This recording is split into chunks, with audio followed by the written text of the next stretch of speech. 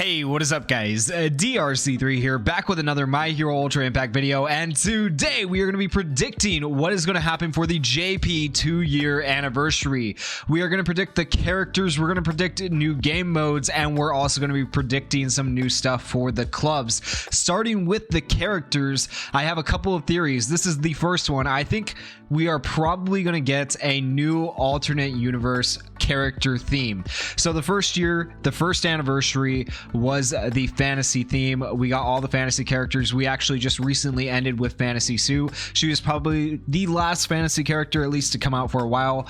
Probably the last fantasy character for this set or rotation. And we're going to move into a new set of characters for the 2-year anniversary. Now, what that set of characters is going to be, it is most likely going to be steampunk.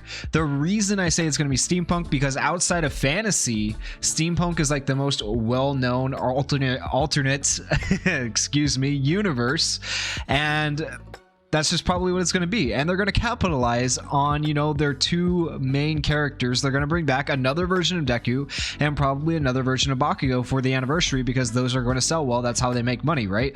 And then eventually down the line, we'll get other characters like Ito, we'll get Aizawa, we'll get Endeavor maybe this time around. Maybe we'll get some villains this time around with Shigaraki and stuff like that. So steampunk has a lot of good stuff there for them to capitalize on. And this is probably, like, I would give it an 80% chance what the anniversary is going to be. It's not guaranteed. A lot of people besides me seem to think it's probably going to be this, but that's just one of the guesses. The other guess is that maybe they'll bring back movies. Maybe they'll bring back movie characters, and there is so much like untapped material to capitalize on with movie characters. We have obviously World Heroes missions, which has already run, but people are waiting for a rerun banner. People will love a rerun banner.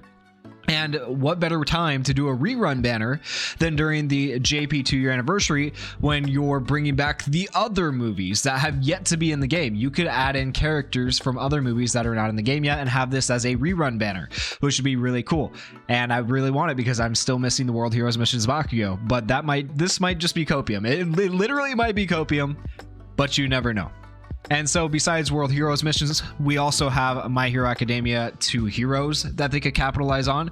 We have a version of All Might here that we could capitalize on. That could be big for an anniversary, so this could be good as well. We also have the My Hero Academia Heroes Rising movie, and I think this version of Deku and Bakugo right here would be absolutely phenomenal. It'd be a great like possible tag unit. We don't have any tag units in the game yet, or dual units or anything like that. They could introduce something like that during the 2-year anniversary. I don't think it's going to happen just yet, because it seems a little bit early in the game's life to be bringing, you know, dual units into the game when we're still missing so many Class 1A characters, so many villains in the game and stuff like that. But if they did decide to do a tag unit, I feel like this would be really cool. Or you could do 1-in-1. You could do one banner for Deku, one banner for Bakugo, have them separate. But this would be a great character, and I'm sure people would be pulling for this, because this, if you haven't seen this movie, it was so cool seeing Deku and Bakugo both in this state. I'm not going to explain what this state is. Go watch the movie if you like. I don't want to spoil anything for anyone, but yeah, really, really cool. So those are my two theories on characters that are coming for the anniversary. Besides characters that are coming for the anniversary, I also think we could potentially, this is not a guarantee, these are all just guesses, predictions, right?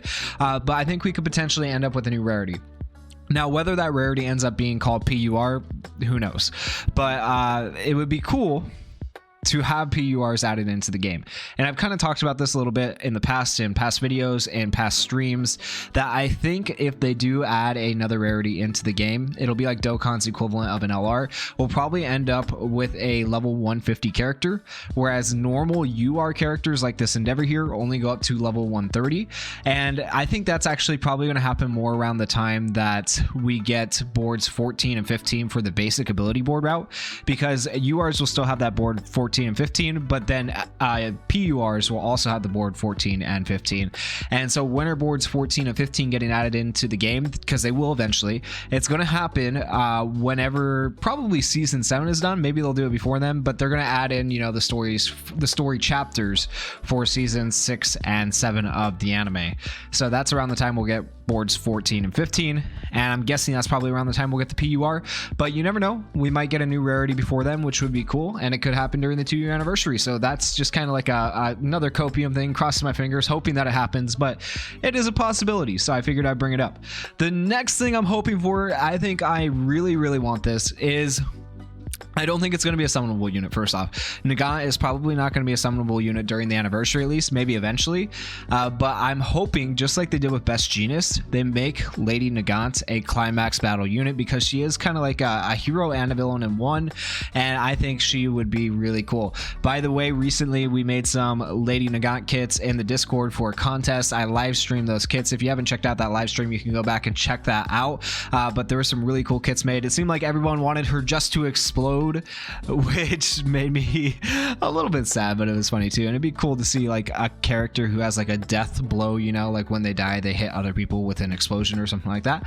So we could see a Climax Battle Lady Nagant during the anniversary. I really hope it's that, and if it's following the theme of the way Climax Battles have gone, they introduce a Climax Battle after they've run all the other Climax Battles again. So, and recently we had Best Genius run again since he has been introduced. It's about time for a new Climax Battle. So I'm expecting a new Climax Battle. I don't know if it's going to be Lady Nagant, but it's almost guaranteed that they're going to at least give us a new Climax Battle during the JP 2-year anniversary. So that'd be really cool. Besides that, I think they're also going to be introducing into the game at some point around the 2-year anniversary mono-type teams, or they're going to be introducing, you know, affiliation type teams where you have to have characters that are the big three, League of Villains, UA high school teachers, or you have to have them be all blue type like you see here. Either way, and I think they're going to have the content added into the game. That's the hope, right? The biggest thing is content. I could care less, honestly, about the characters if they gave us a bunch of content. If they gave us a bunch of content, I would be very happy, because I love hard, grindy content that requires you to build teams in ways that you normally wouldn't build them, right? And it gives you more use out of all the characters you've ever pulled, because there's a lot of characters, if you're like me and you pulled, you know, on every single character that just don't get used as much as other characters because they're not as good. Well, this would give them their chance to shine and their chance to be used if you make content that requires specific types or specific affiliations, which would be really cool. So I'm hoping they introduce something like that during the 2-year anniversary, and it seems like they're starting to lean that way with the most recent kit for Ojiro, which is coming out right before the anniversary. So I'm hoping that's what's going to happen, but you never know. Fingers crossed. They have asked us in past surveys like if we would like that type of content, and I put yes. I imagine probably pretty much everyone else who took the survey put yes. We would like to see affiliation teams. Yes, we would like to see monotype teams like be a requirement for certain stages, and so hopefully they took that, you know, survey to heart and they'll actually do it, but you never know. A lot of big things kind of are expected for the JP 2-year anniversary. On my end, maybe I'm expecting too much, but those are my hopes at least.